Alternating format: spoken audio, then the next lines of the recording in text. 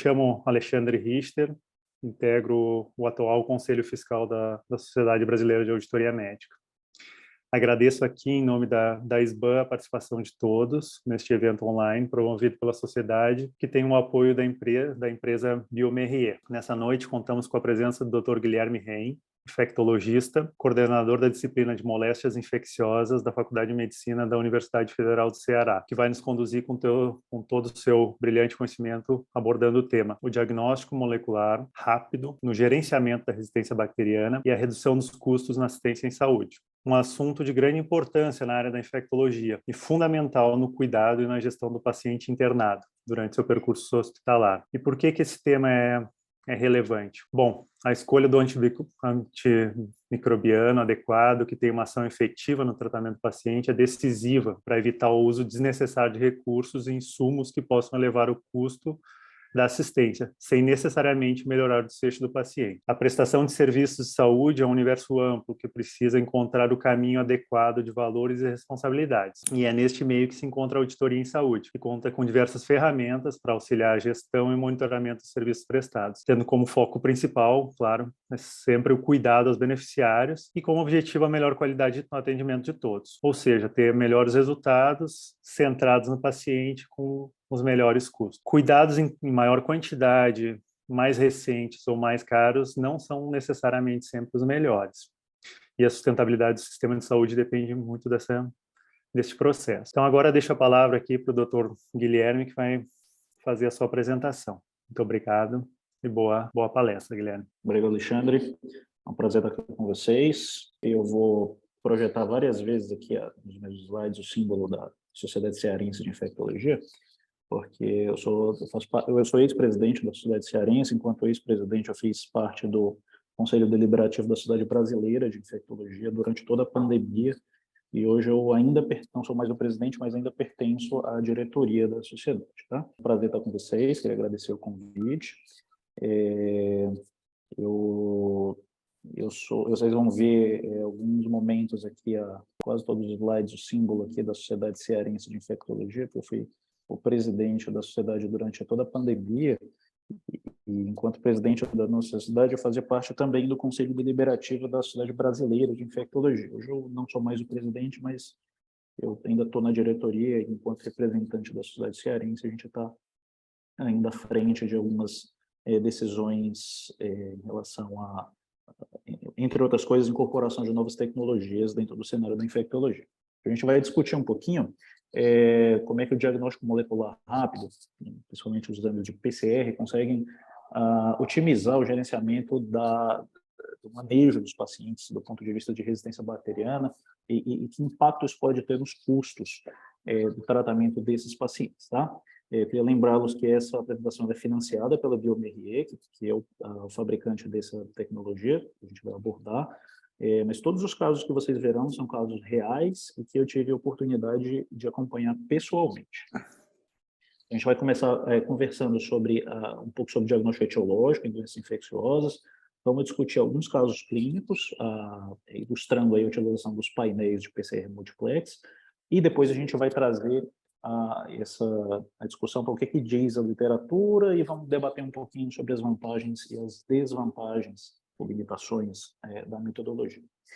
Sempre que eu vou falar de antibiótico, e enquanto professor da Faculdade de Medicina da Universidade Federal do Ceará, aqui, eu dou aula de antibióticos, eu dou aula de antibióticos para os residentes dos hospitais em que eu trabalho, eu sempre começo falando desse cara aqui. Vocês todos sabem que é um Sun Tzu, né? Um cara conhecido por nunca ter perdido uma guerra, e ele escreveu uma série de diretrizes lá para os subalternos dele, para que eles, depois que ele morresse, eles não perdessem as batalhas, que eles lutassem. Isso foi compilado num livro que vocês conhecem pelo nome de Arte da Guerra. Tem uma frase que o Sun Tzu coloca na Arte da Guerra que cabe como uma luva aqui para a gente. Tá? Então ele fala assim: se você vai para uma guerra conhecendo bem o inimigo e se conhecendo bem, conhecendo bem as suas forças e fraquezas, conhecendo bem as forças e fraquezas do inimigo, você sempre vai vencer, não precisa temer o resultado de 100 batalhas. Se você for para uma guerra até se conhecendo, mas não sabendo nada do seu adversário, você vai vencer metade das vezes, vai perder a outra metade. Se você for para a guerra sem saber nada nem do inimigo, nem de você, aí você vai perder sempre. A gente trouxe esse conhecimento aqui para a infectologia, a gente vai entender que a gente se conhecer, a gente conheceu o nosso menu, nosso arsenal terapêutico. Isso aí não é tão difícil, né? Mas eu sempre falo para o pessoal da assistência que é imprescindível a gente saber contra quem a gente está lutando. Então, o diagnóstico específico da doença que o paciente tem, identificação correta do foco infeccioso, identificação, sobretudo, do micro-organismo que está causando a doença do paciente, são a porta, são o caminho mais fácil, a porta mais larga que a gente tem para conseguir chegar num tratamento bem sucedido. Tá?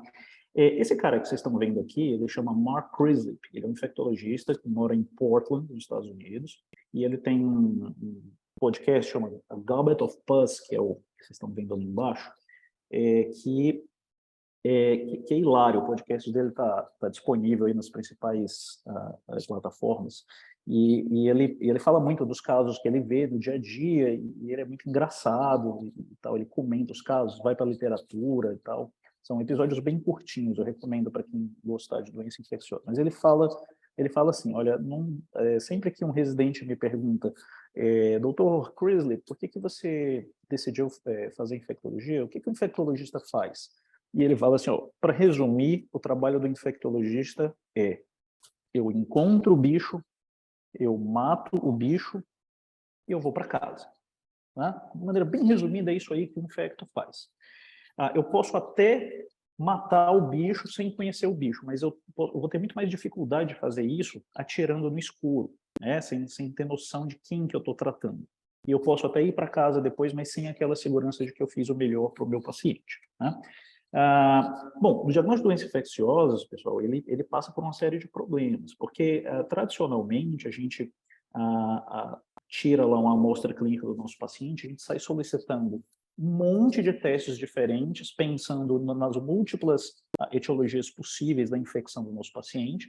Esses exames vão demorando a chegar, cada um tem um tempo de execução e de resultado, disponibilização de resultados diferentes. Esses resultados, muitas vezes, alguns demoram horas, outros demoram dias, outros demoram semanas, e esses resultados vão chegando para você em tempos diferentes. Enquanto isso, o paciente vai ficando internado, vai ficando em uso de antibiótico terapia empírica, e você sequer sabe se ele tem uma doença infecciosa ou aquela febre que ele tem outra etiologia.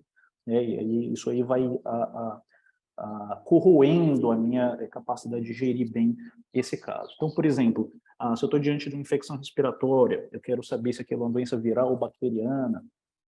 Um PCR tradicional, a execução dele demora algumas horas, mas dependendo de para onde o teu laboratório terceiriza esse exame, ele pode demorar dias para voltar para a tua mão. Uma sorologia para um micoplasma demora dias, mais de uma semana para voltar para você. Uma cultura demora vários dias, 3, 4 dias, na melhor das hipóteses, para voltar o resultado para você.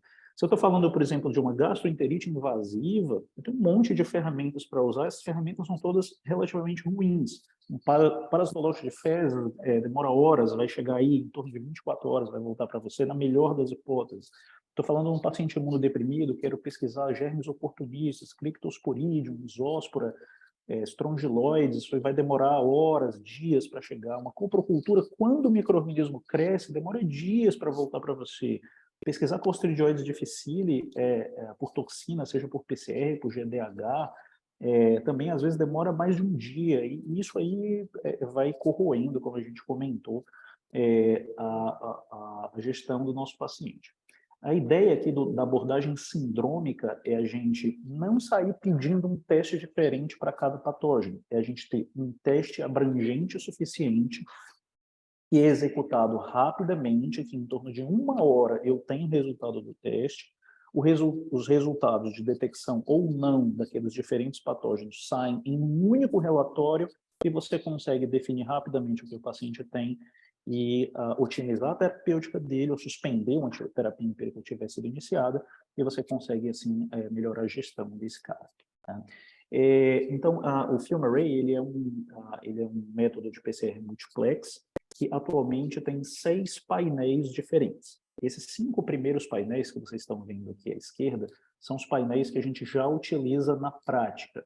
tá? Temos um painel meningoencefalite, um painel gastrointestinal, um painel respiratório, um painel específico para pneumonia, para infecção respiratória baixa, um painel de sepse, e um sexto painel, que é o painel Joint Infection, para artrite séptica.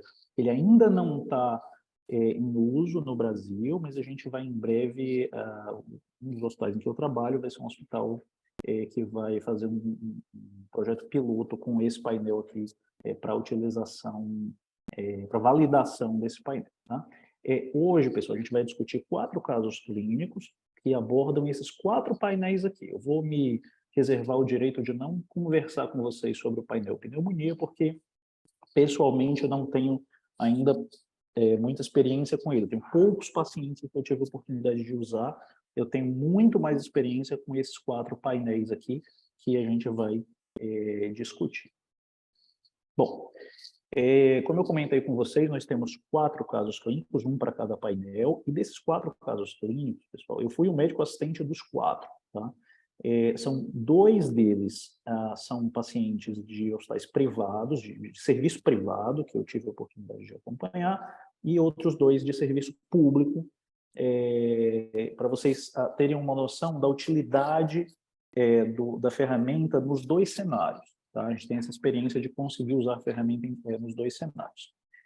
Então, esse primeiro caso aqui é um caso do painel gastrointestinal, que é um paciente privado que eu vi. Então, primeiro, só para mostrar para vocês o que o painel ele detecta, tá? Então, lembrando, é um painel que detecta material genético, ou DNA, ou RNA, de todos esses micro-organismos aqui, tá? Com uma sensibilidade muito alta, próxima de 100%, especificidade também, muito próxima de 100%, e que necessita de uma quantidade de amostra muito pequenininha, 0,2 ml de fezes, são suficientes para rodar o exame. Tá? Esse material não precisa de nenhum processamento prévio, e esse é um exame de PCR que não precisa, ele não é um PCR aberto, que a gente chama, não é um teste que o sujeito precisa de um laboratório, uma sala gigantesca, com vários passos diferentes. Tudo o que a gente interessa no exame vai acontecer dentro da maquininha, que é do tamanho de uma caixa de sapato.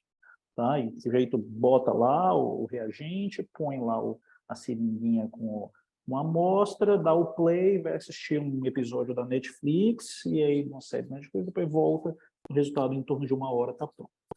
A indicação desse painel aqui, que é o painel gastrointestinal, é basicamente diarreia em pacientes imunodeprimidos, porque a gente consegue ver criptosporídeo, a gente consegue ver ciclóspora, que é o principal microsporídeo que causa diarreia em pacientes imunocomprometidos, a gente consegue ver Campylobacter, Salmonella, Yersinia, que são agentes importantes nos imunodeprimidos, todas as E. coli patogênicas para o intestino que são conhecidas, inclusive a enteroagregativa, que é a principal delas, vários vírus importantes de gastroenterite comunitária, painel importante também para diarreia grave em imunocompetentes, a gente vai já entender por quê, e alguns micro-organismos importantes em saúde pública, por exemplo, eventualmente temos, aqui no Ceará, por exemplo, todo o começo de ano, quando chove, a gente tem epidemia de doença diarreica na população. Né? Em geral, um norovírus ou um rotavírus, e isso é importante para a gente ter essa definição.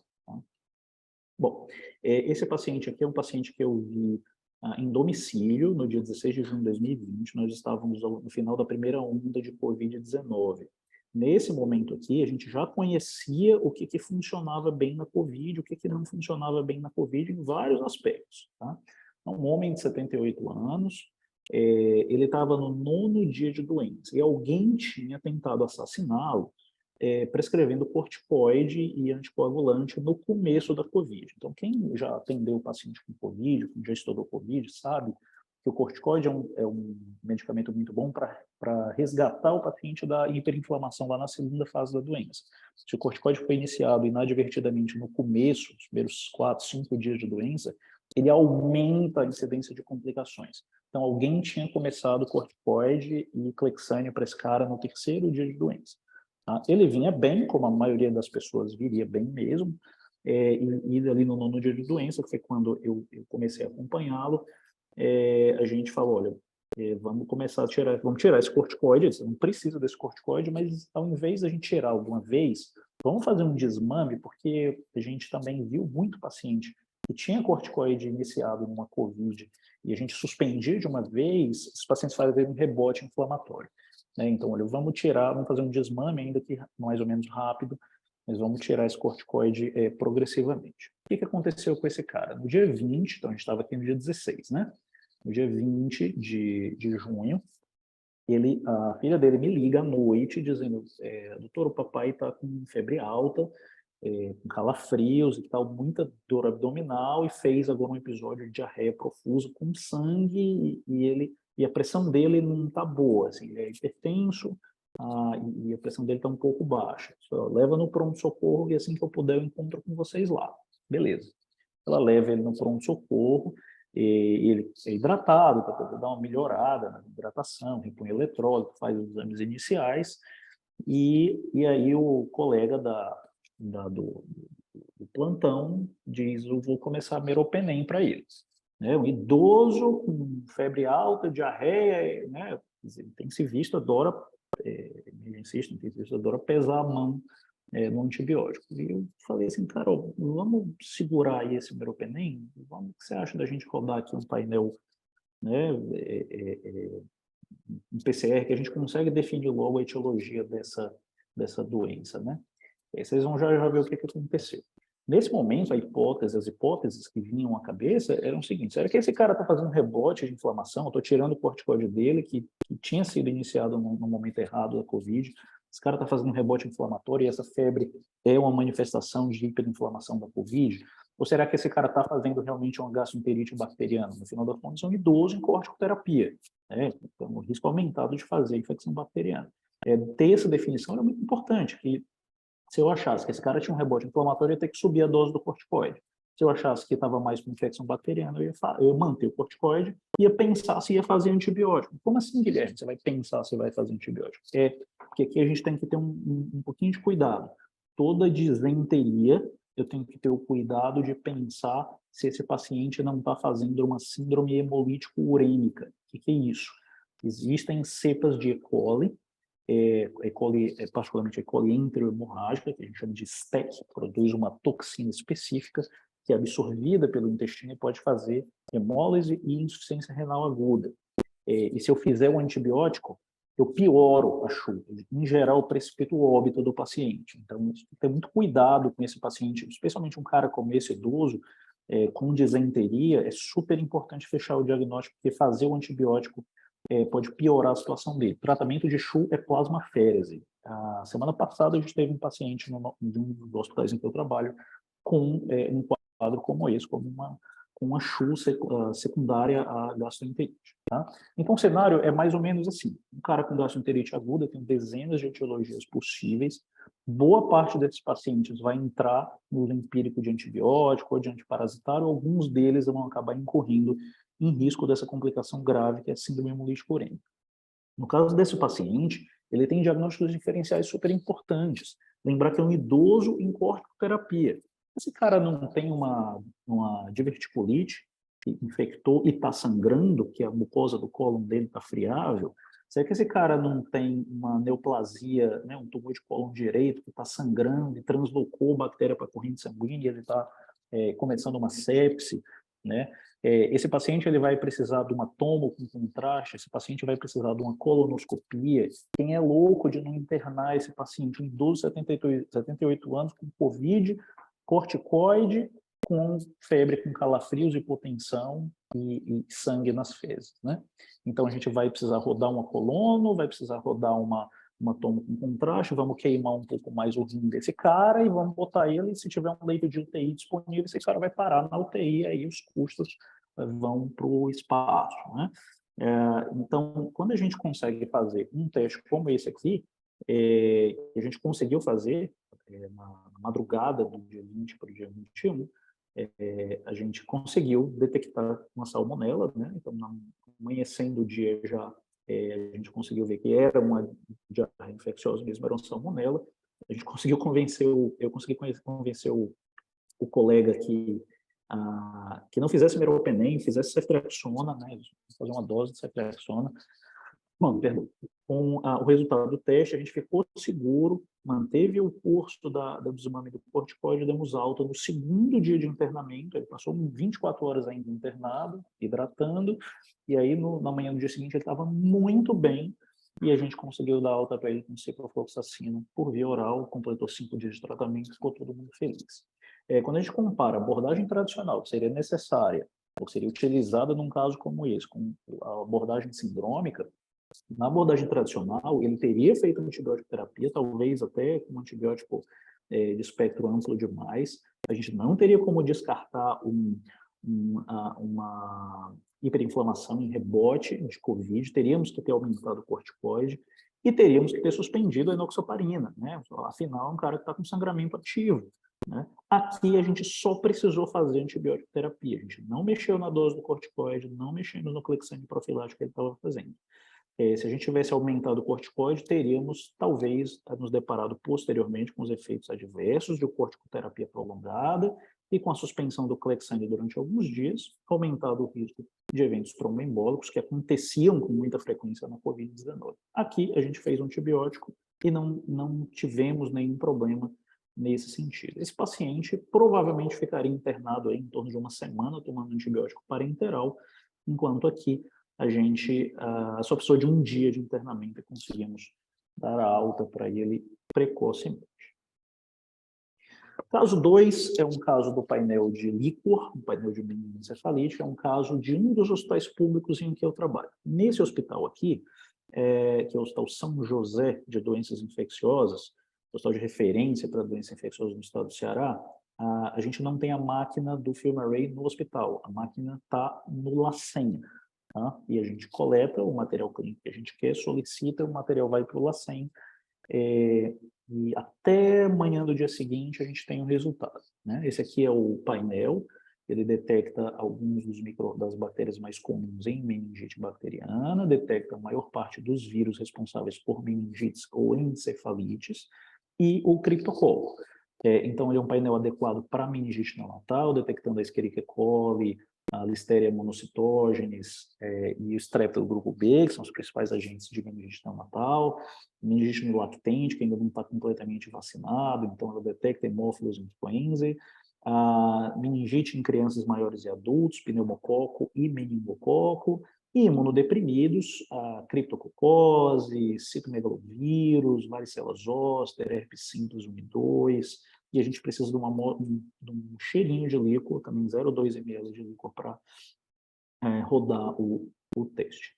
Então, esse caso aqui é de uma mulher de 29 anos, procedente de uma cidade litorânea aqui do Ceará. Ela foi internada no dia 1º de setembro de 2020, eu estava de plantão quando essa paciente deu entrada na nossa emergência. Ela veio com uma história de 3 dias, previamente rígida, né? 3 dias de febre, vômito, cefaleia intensa, fotofobia e dor retroorbitária. Ela não tinha comorbidades prévias e lá no hospital de origem, na véspera, né? Então, ela entrou no hospital dia 1º de setembro. Na véspera, ela foi atendida no hospital da cidade dela, foi levantada corretamente a hipótese de meningite. A gente sabe que a meningite bacteriana aguda é uma emergência médica. Pensou em meningite, funcionou o paciente. Se você não tiver condição de fazer um líquor logo, comece o corticoide e comece o antibiótico. Não perca tempo com meningite. É uma emergência infectológica. Então, a conduta no hospital de origem foi correta. Fez uma dose de dexametasona, fez uma dose de ceftriaxona, encaminhou para o nosso serviço. Na admissão, essa paciente estava relativamente bem, queixando de cefaleia, mas orientada, cooperativa e com rigidez de nuca presente, embora discreta. Esse aqui é o hemograma dela, um print do hemograma dela da entrada, já do Hospital São José. Uma leucostose ali marota, discreta, com predomínio de neutrófilos, e a gente fica na dúvida, poxa, isso aqui é uma infecção bacteriana, está fazendo um pouquinho de leucostose, isso aqui é uma infecção viral que fez leucostose pelo corticoide que ela tomou ontem, ou isso aqui é uma infecção bacteriana que esse leucócito já teve até mais alto, mas ele começou a cair porque a paciente já está com 24 horas de antibiótico. Então, esse hemograma não me ajudou. E a gente faz o líquor dela, esse líquor vem turvo, com uma proteínorraquia alta de 176 miligramas por decilitro, 483 células com predomínio de linfócitos e nada foi visto na bacterioscopia. Esse aqui é o líquor, pessoal, que a gente chama de líquor em cima do muro. Eu não consigo ter certeza se isso é uma meningite viral mais intensa, porque a gente espera de uma meningite viral, ou se isso é uma meningite bacteriana que já está em tratamento, né? E essa contagem de células já está em redução por conta do antibiótico. O grande problema aqui é que não vai crescer nada na cultura, porque a paciente já está há 24 horas com antibiótico. E esse antibiótico tinha mesmo que ser começado, não tinha jeito. Então, a gente não vai perder o paciente, se a gente não conseguir funcionar o paciente na hora, né? Rodamos um painel aqui, líquor, desse paciente. Esse aqui é o resultado do LACEN. Tá? Vejam que aqui a coleta, ó, dia 1º de setembro. O resultado foi publicado no site do LACEN no dia seguinte, no dia 2 de setembro. Existe aí um problema de logística, né? O material é transportado para o LACEN, entra numa fila para ser feito, e no dia seguinte eles mandam o resultado, e de fato era uma meningite viral, pelo HSV2, herpes simples tipo 2. Não era um encefalite, o paciente estava orientado, não tinha convulsão, não tinha nada, não precisava de terapia específica, o antibiótico foi suspenso. Então vamos ver o que aconteceu, o que ia acontecer com essa paciente, né? Se a gente não tivesse o método. O paciente com meningite aguda ia ganhar lá a ceftriaxona dela, a gente não ia ter como descartar que não era uma meningite meningocócica, não ia crescer nada na cultura, teríamos que fazer quimioprofilaxia para os contactantes. Nesses pacientes aqui, vem a família inteira, às vezes no hospital, louca para tomar ciprofloxacina ou rifampicina, ou ceftriaxona como profilaxia. Você acaba tendo que fazer, né, para os contactantes, você não tem como descartar uma doença meningocócica. Ela ia ter que ficar internada, tomando ceftriaxona ali por 10 a 14 dias, e a gente, no final das contas, ia deixá-la internada durante um bom tempo e selecionar uma resistência de graça, porque agora a gente sabe que é uma doença viral, né? Que foi o que a gente conseguiu descobrir fazendo o teste ali no 1º dia de internamento. No 2º dia, quando o exame saiu, a gente tirou da nossa cabeça a preocupação em fazer quimioprofilaxia. A gente não precisou fazer mais do que 2 dias de ceftriaxona, porque quando o resultado chegou, a gente suspendeu o antibiótico, cortamos o tempo de internação absurdamente e limitamos a seleção de resistência ao mínimo possível, né? Isso aqui, pessoal, é um recorte do guideline norte-americano, que é o guideline mais atual de meningite bacteriana aguda, deixando claro que o início do antibiótico não pode demorar de jeito nenhum, né? Se você não puder fazer uma punção lombar, colete pelo menos hemoculturas, que vai ter uma sensibilidade relativamente baixa na meningite bacteriana aguda, exceto para a meningococcemia. Começa a dexametasona, começa o teu antibiótico, vai para tomo de crânio e punção lombar. Isso aqui vai reduzir, vai salvar a vida do paciente, mas vai reduzir a sensibilidade do nosso teste. E essa é uma das grandes vantagens desse teste. Além dele ser rápido, ele é um teste de PCR. Eu não preciso do micro-organismo estar viável dentro do tecido, porque eu vou detectar só o material genético dele. Então, a sensibilidade do teste não cai com o início da antibiótico terapia. Tá? Então, quando a gente compara o que aconteceria na abordagem tradicional com o que a gente conseguiu fazer com o teste sindrômico, aqui a gente não conseguiria mais isolar nem visualizar o micro-organismo, aqui a gente não tem esse problema. A cultura demoraria pelo menos uns 4 dias, na melhor das hipóteses, para voltar para a nossa mão, com o resultado final. Aqui, um dia, e é um dia com asterisco, porque aqui nesse caso a máquina não está no nosso hospital, a máquina está no LACEN. Porque se a máquina estivesse no hospital, a gente tinha um resultado em 1 hora. Aqui, com a abordagem tradicional, precisaríamos fazer em torno de 2 semanas, com a paciente internada no mínimo uma, né, antes de receber alta, e talvez colocá-la numa outpatient therapy, né, um hospital dia. Aqui a gente limitou o internamento a 4 dias, suspendendo o antibiótico muito precocemente. Caso 3 é um caso que eu modifiquei agora, 1 hora atrás, para essa aula. É um caso que eu vi essa semana em outro hospital público que eu trabalho aqui em Fortaleza. Eu trabalho também no Hospital Geral de Fortaleza, o maior hospital da rede estadual aqui do Ceará. Um hospital de 600 leitos, tem 7 unidades de terapia intensiva, uma emergência gigantesca, e eu faço parte da CCIH desse hospital. Então, o que é o painel sepsi? O painel sepsi, ele consegue detectar uma quantidade muito grande de bactérias, bactérias gram-positivas importantes, bactérias gram-negativas importantes, e se vocês prestarem atenção, vocês vão ver tanto bactérias que estão envolvidas em infecções comunitárias, então Streptococcus pyogenes, Streptococcus galactiae, Pneumococcus, Staphylo aureus, como bactérias que estão envolvidas em infecções nosocomiais relacionadas à assistência à saúde.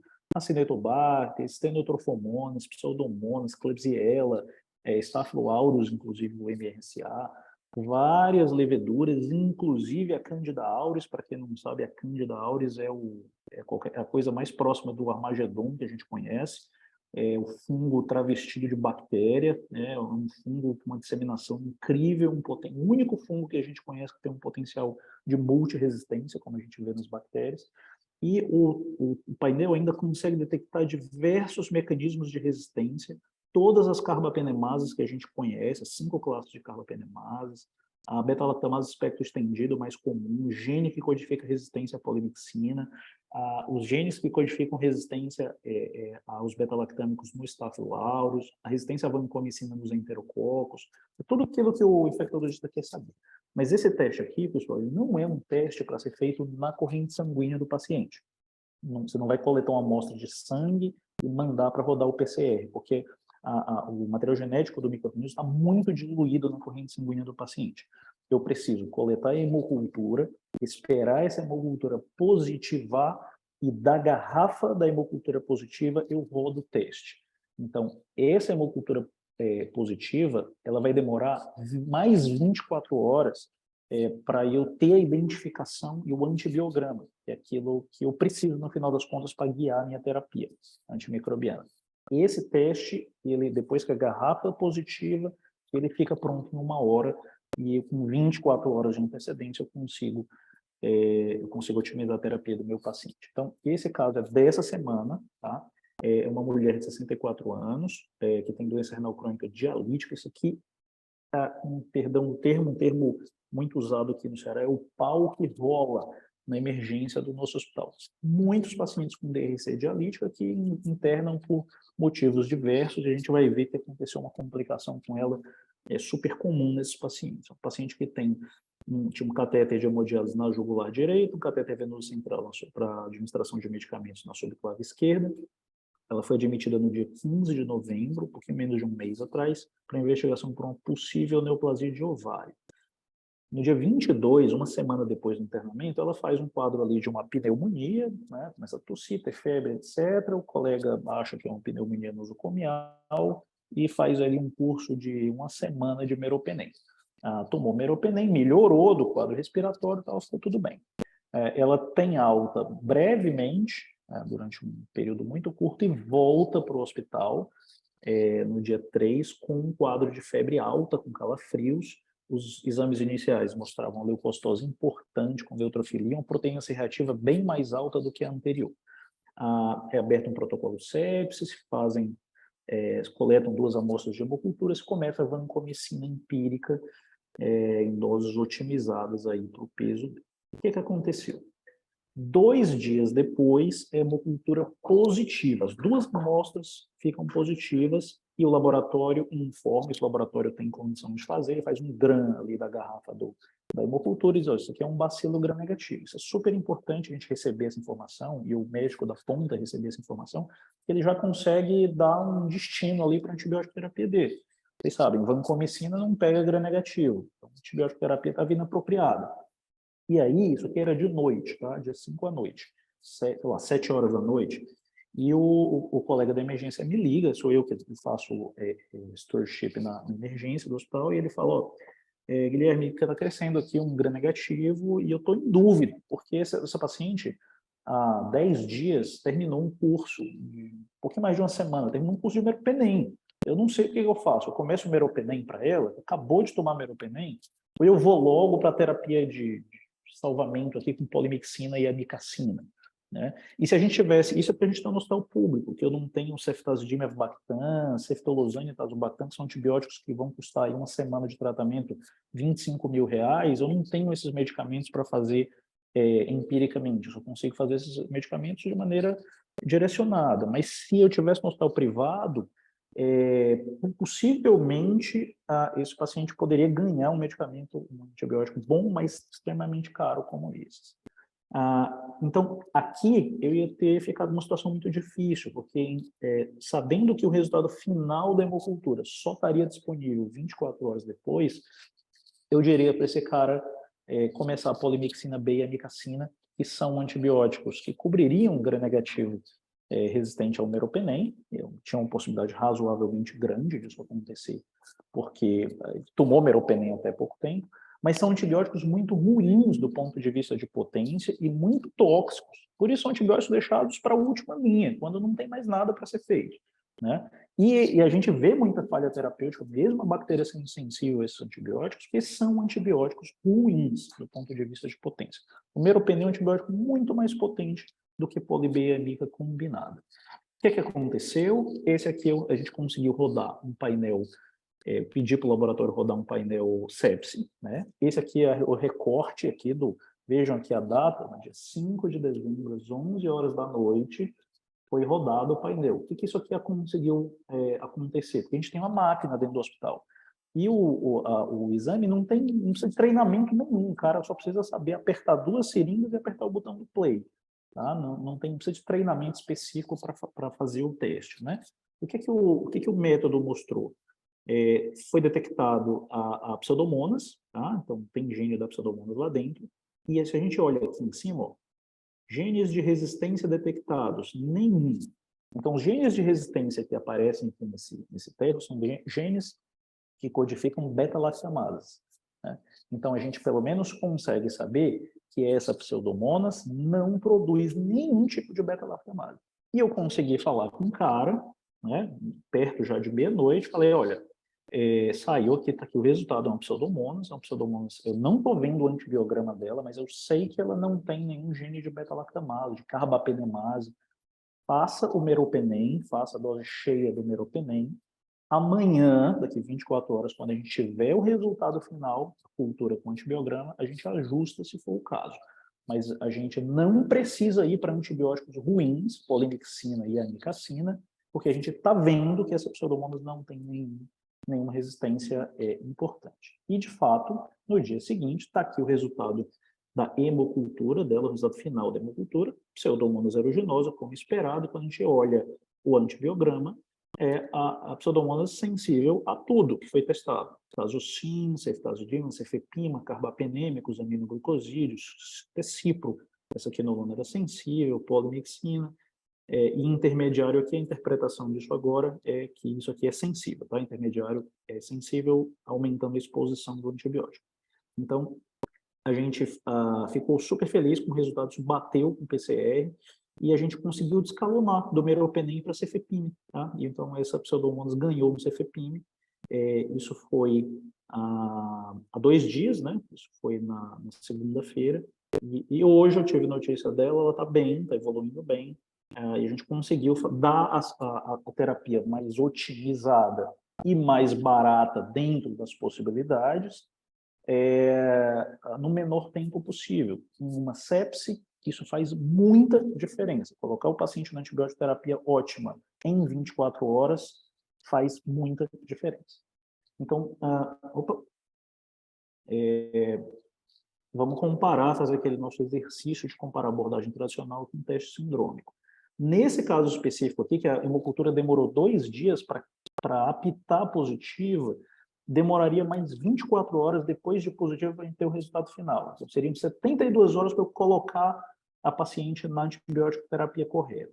E essa paciente provavelmente ficaria recebendo 2 dias de vancomicina, totalmente inadequado, e depois polimixina B e amicacina, que são antibióticos que pegariam essa bactéria, mas são antibióticos piores e mais tóxicos, mais associados à falha terapêutica.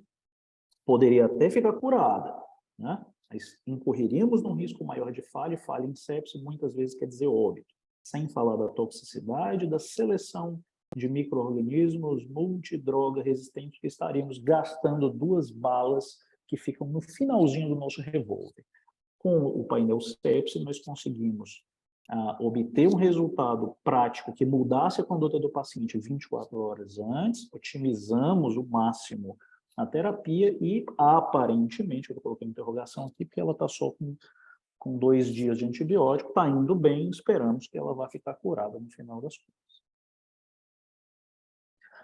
Bom, o último caso também é um caso relativamente recente, para ilustrar a utilidade do painel respiratório. Esse aqui é o painel respiratório, acho que vocês todos chegaram a utilizar ou ver a utilização de painéis respiratórios durante esses últimos 2 anos, né, durante a Covid, mas vocês devem ter se acostumado a ver testes específicos só para influenza, ou testes específicos só para SARS-CoV-2, ou então pequenos painéis que incluem influenza A, influenza B, vírus sincicial respiratório e SARS-CoV-2, painéis pequenininhos, mas que deixam alguns outros vírus descobertos. Tá? Então, esse vírus consegue detectar esse painel consegue detectar 22 alvos, incluindo 4 bactérias, a grande maioria dos vírus de importância médica. Né? Ele é coletado via suave, nasofaringe, igualzinho a coleta que vocês, acho que todo mundo teve o desprazer de sofrer com aquela narigada para investigar a Covid-19. Essa é uma paciente, é uma criança de 6 anos, sem comorbidades. Quem que é essa menina? Eu tenho 2 filhos, tá? Um de 5 anos, um de 3 anos. O de 3 anos tem uma coleguinha de turma. Essa menininha é irmã da coleguinha do meu filho, da escola do meu filho. Então, a menina de 6 anos, sem comorbidades, ela começa um quadro numa quarta-feira, dia 19 de outubro, com febre alta, coriza, odinofagia, parecia um quadro viral. No dia seguinte, a mãe leva no consultório privado da pediatra, a pediatra vê que tem muita hiperemia de orofaringe, fica ali em dúvida se começa ou não antibiótico, decide começar cefaclor, cefalosporina aí de 2ª geração. Ok. A paciente, no 3º dia de doença, dia 21 de outubro de manhã, ela começa a ter vômitos repetitivos, até que um dos episódios de vômito vem com hematêmese. Vocês todos são médicos, são profissionais de saúde, vocês provavelmente não vão se impressionar com isso, mas às vezes eu faço essa apresentação para outros profissionais de saúde, ou às vezes pessoas que não atuam tanto na assistência, só para vocês terem noção do vídeo que a mãe da criança mandou para minha esposa. Isso aqui é o vômito com hematêmese. Você imagina, você é leigo, você é mãe, tua filha está vomitando com febrão e vomita um negócio desse. Como é que você se sentiria? Né? Então, essa pobre coitada, ela vai desesperada no PS. E aí, o que o colega pediatra faz? Administra sintomáticos, tem a brilhante ideia de dar uma dose única de benzetacil, libera a criança para casa. Né? Na prática, não fez nada. Na mesma noite, ela continua vomitando, está desidratada, está recusando a alimentação, volta para a emergência, o colega decide interná-la. Esses aqui são os exames da admissão dela, no hospital privado aqui de Fortaleza, maior hospital pediátrico privado. Então, tinha uma leucostose com neutrofilia, uma linfopenia relativa, uma proteína C reativa bem alta, de 203 miligramas por litro. E aí, na manhã, isso aqui já é o sábado, né, no dia seguinte, do internamento, a minha esposa diz, vamos lá ver a fulaninha, né, eles estão apreensivos e tal. Eu não sou pediatra, não trabalho, mas fui lá como amigo, lá no hospital e tal, e dei uma olhadinha na menina, relativamente bem, tinha sido iniciado ceftriaxona na noite anterior, embora não tivesse um foco claro, além da dor de garganta, dos vômitos. E aí eu sugiro para o pediatra que estava lá de plantão, olha, a gente precisa definir isso aqui, é bacteriano ou se é viral. A gente tem uma clínica que lembra muito doença viral, a gente tem um laboratório que lembra doença bacteriana, e a gente tem 2 ferramentas que a gente pode usar. Vamos dosar uma procalcitonina e vamos fazer um PCR multiplex respiratório. Beleza, esse aqui é o resultado do painel respiratório, tem toda a questão do aguardo para coletar. Aqui em Fortaleza tem um laboratório privado que roda o FilmArray, que é o LabPasteur, que é da rede da ASA. Então, a criança estava internada no hospital da Unimed, que não é atendida pela rede da ASA, mas não tem problema nenhum. O pai foi lá no DASA, pegou o suave, né, pegou o material, a enfermeira coletou e levou para o laboratório. De tarde isso aconteceu, tarde para de noite. Na manhã seguinte, eles fizeram lá o teste e veio detectando um adenovírus. De fato, a gente estava tendo aqui uma epidemia de adenovírus aqui em Fortaleza. Isso aqui teria sido ótimo, né, para a gente suspender aquela ceftriaxona se não tivesse vindo essa Procal aqui de 2. Né? Com essa Procal de 2, eu sugeri à pediatra que mantivesse o antibiótico. O problema aqui, só que quando saiu o resultado, eu liguei para a pediatra, que nessa manhã aqui a criança já estava no quarto, eu falei, fulana, aqui ó, deu um adenovírus e tal, e ela falou, Guilherme, então não sei o que eu vou fazer, porque eu já estava rodando aqui a ceftriaxona para tazocin, né, porque ela não estava, continuou tendo febre, continuou sem responder que a ceftriaxona, já estou escalonando aqui. Eu falei, olha, a gente sabe que é um adenovírus, eu sei que tem essa Procal alta, vamos manter antibiótico, mas vamos pelo menos deixar a ceftriaxona, né? Não vamos escalonar ainda não, porque a gente está vendo que é uma doença viral, a criança veio da comunidade, então vamos manter a ceftriaxona? Tá bom, então vamos manter a ceftriaxona. Aí eu fiz o seguinte exercício. Essa criança depois, 2 dias depois, ela ficou afebril e aí ela evoluiu com melhor. Tá? Eu vou já mostrar o final aqui para vocês. Mas só para comparar o custo, isso aqui é o custo, preço de fábrica, tá? Eu acredito que o hospital compre por um preço maior do que esse aqui. Sem um teste, esse antibiótico teria sido escalonado para tazocin, né, de referência, então não gastaria nada com FilmArray respiratório, e uma semana de tazocin, pelo custo que o hospital lá compra, ia sair por pelo menos R$ 5.500. E a paciente, bom, não dá para mandar a paciente para casa tomando tazocin de 6 horas, né? Então ela tem que ficar lá em torno de 10 dias internada. Tendo o teste molecular, a gente viu que era um adeno, conseguiu convencer a médica assistente a manter a ceftriaxona e não escalonar o antibiótico.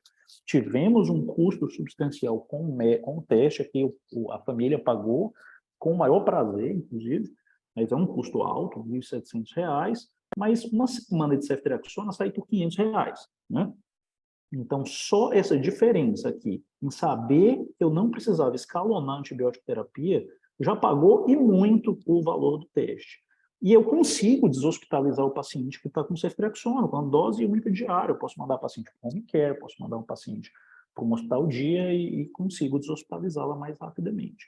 E eu fiz a experiência aqui também, se por acaso a procalcitonina dessa menina tivesse dado negativa e a gente concluísse que a doença era puramente viral, a gente teria suspendido o antibiótico, não teria gasto mais nada com antibiótico, e o único gasto teria sido o do método, em comparação com esses 2 outros cenários. Isso aqui, pessoal, eu não estou levando em consideração, não estou colocando na conta os custos relacionados ao internamento, que vocês sabem mais do que eu o quão caro é manter o paciente internado, independente do que ele estiver fazendo, né? O quanto é ruim deixar o paciente internado lá, e sem falar também das questões emocionais, de levar a criança para casa, etc, etc. Essa aqui é uma foto dela, autorizada pelos pais, são amigos nossos, e autorizaram por ela no dia da alta hospitalar, ela saiu super feliz. Embora a médica, a pediatra, não tenha liberado ela até completar uma semana de ceftriaxona internada. Ela não quis deshospitalizar a paciente. Não poderia ter deshospitalizado se não fosse tão cabeça dura. Bom, o que a gente tem de vantagens e limitações? Aqui eu vou passar um pouco mais rápido, tá?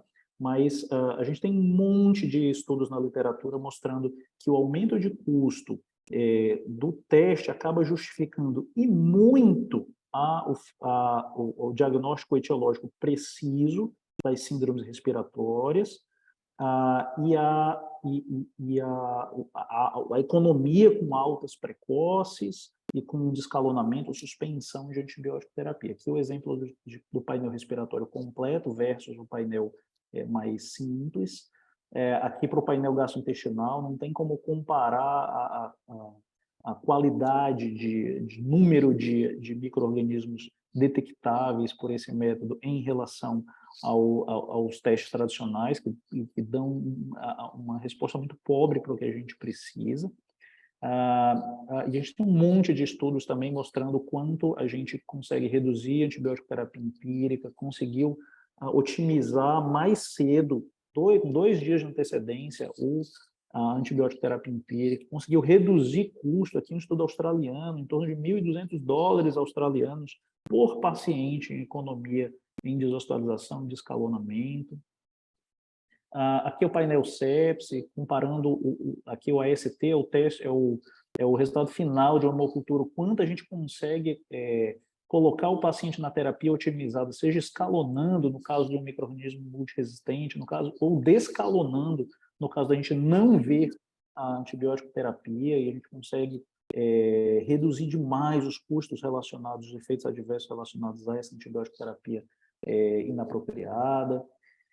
Então, para resumir essa questão das vantagens do teste, quando a gente está diante de infecções agudas, especialmente aquelas mais complexas, a gente tem um monte de etiologias possíveis, e a gente vai precisar de múltiplos exames para conseguir fechar o diagnóstico etiológico preciso. Isso eleva muito tempo da investigação, vai deixando o paciente internado, às vezes força o isolamento empírico de respiratório de contato, reduz a liberação de leitos. Ao mesmo tempo, a gente vai ter que fazer antibiótico terapia empírica ou outras terapias empíricas diversas, a depender da doença do nosso paciente. Isso aí vai gerando aumento de efeitos adversos, desbiose intestinal, seleção gratuita de resistência, e isso tudo acaba gerando aumento de custo, uma gestão muito pior do ponto de vista de resultado clínico e de logística hospitalar. Quando eu consigo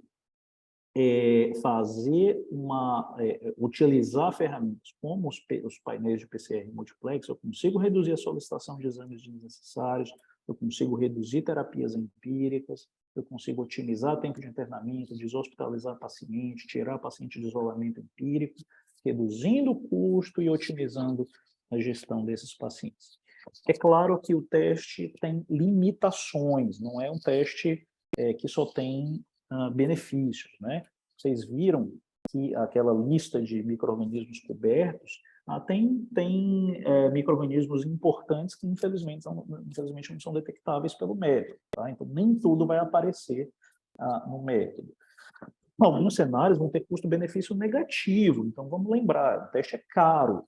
Quem vai se beneficiar desse paciente, desse teste? Eu preciso sempre colocar na minha balancinha que diferença o teste vai fazer. Então, por exemplo, gastroenterite, o paciente está com gastroenterite, é um cara imunocompetente, e não é uma gastroenterite severa, eu não vou fazer um teste caro como esse, porque a maioria desses pacientes sequer precisará de antibiótico, eu não vou mudar a conduta do paciente com o resultado desse exame, né? Eu vou mudar o cenário aqui do paciente se eu conseguir, em determinadas situações específicas de pacientes mais complexos, em que eu veja muito claramente o benefício. A gente tem variáveis independentes do resultado do teste, por exemplo, essa questão da logística, né? Não adianta você querer fazer um painel de sepse, em que a máquina precisa estar dentro do teu hospital, se a máquina não está no teu hospital. Se ela demorar mais 24 horas para sair, mais 24 horas para sair o resultado final da hemocultura, não me acrescentou nada o teste, né?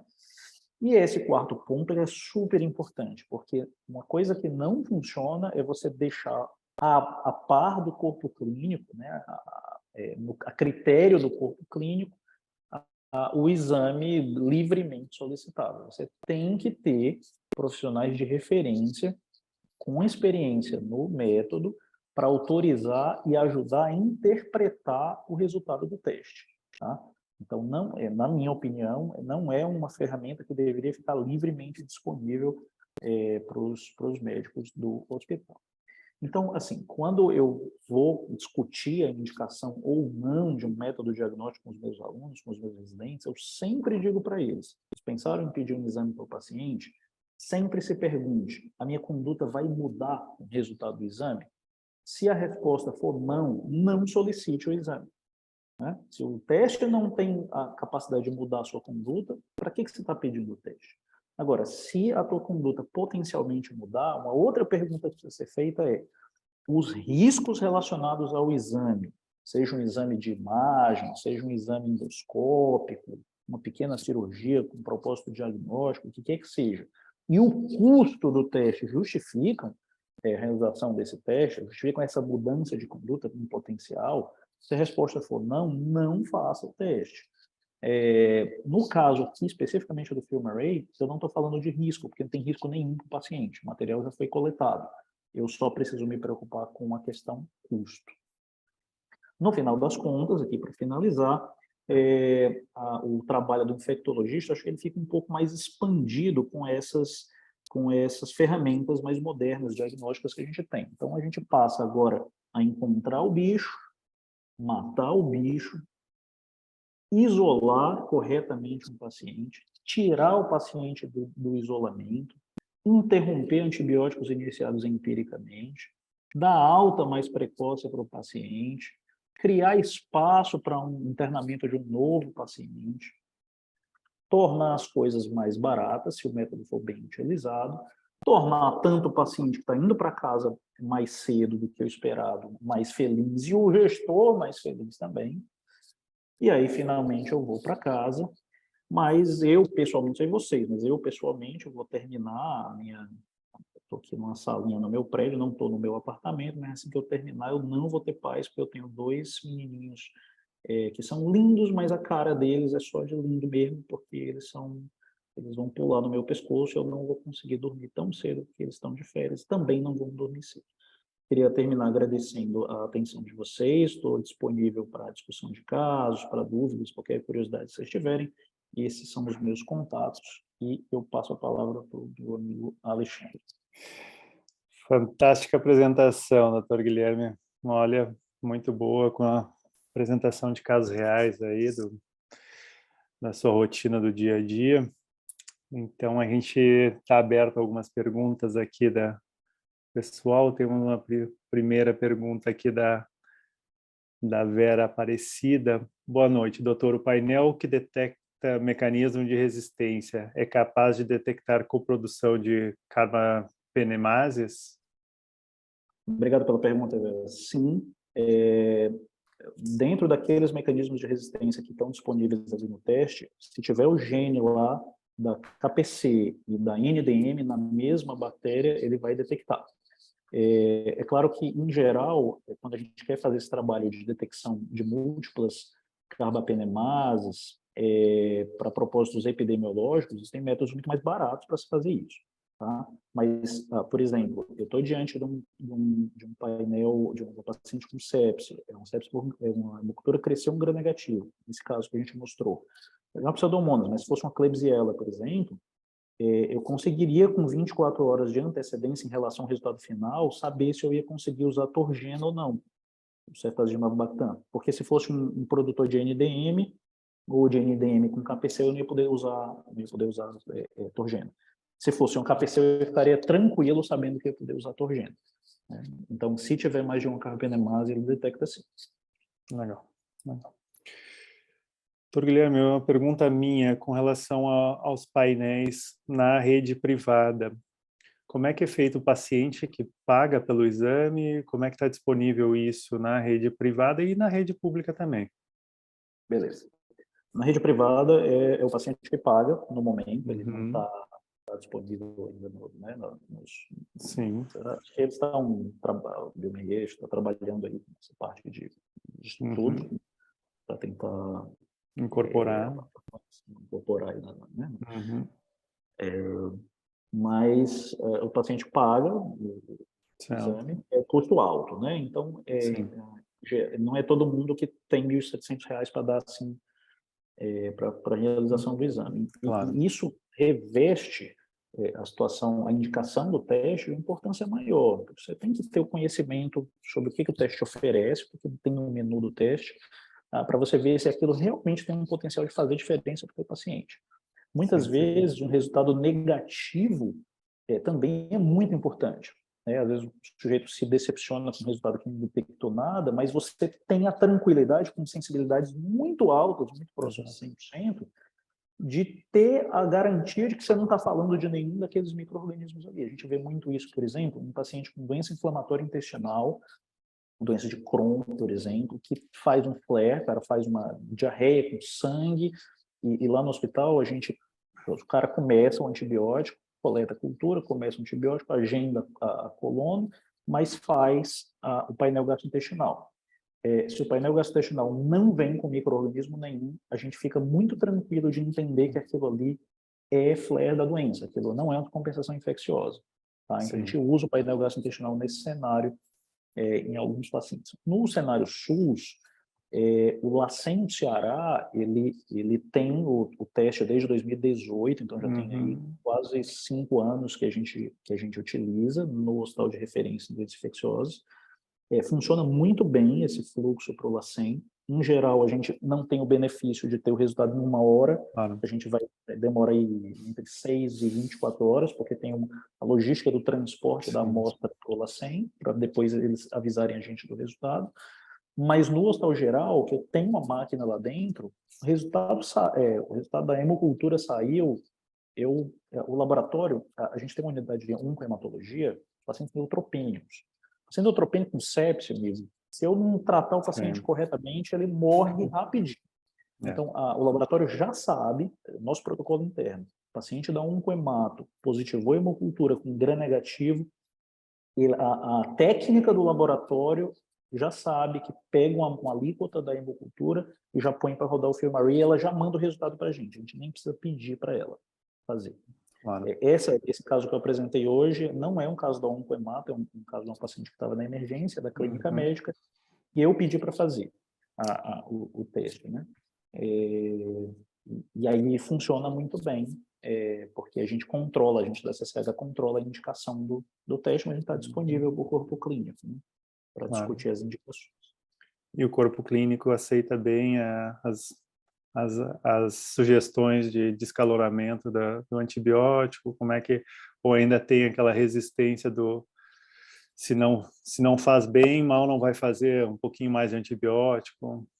Em geral, eles aceitam. A grande maioria, sim. A gente tem algum problema ainda, especialmente com o serviço de neurologia, né? Então, não sei se tem alguém com formação em neurologia aqui, mas pelo menos aqui é um pessoal que a gente tem uma certa dificuldade com o ego do pessoal, né?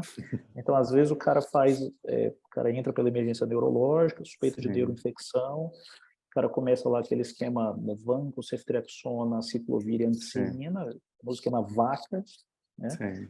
E aí a gente só roda o painel líquor, né? A neurologia, o líquor é o único painel que a gente não restringe. Então, na emergência neurológica, suspeitou de neuroinfecção e faz líquor, eles rodam o painel líquor por conta deles.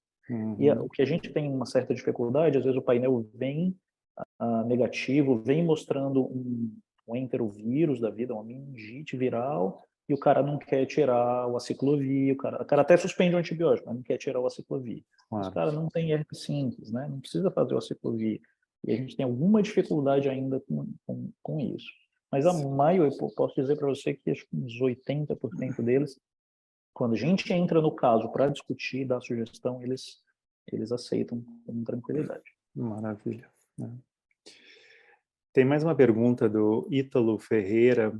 Boa noite, doutor. Um dos desafios na implementação de testes moleculares no Brasil, infelizmente, é o custo do teste para o laboratório. Na opinião do senhor, como poderíamos argumentar para que essa implementação desse tipo de teste seja efetiva nos serviços, né, de saúde?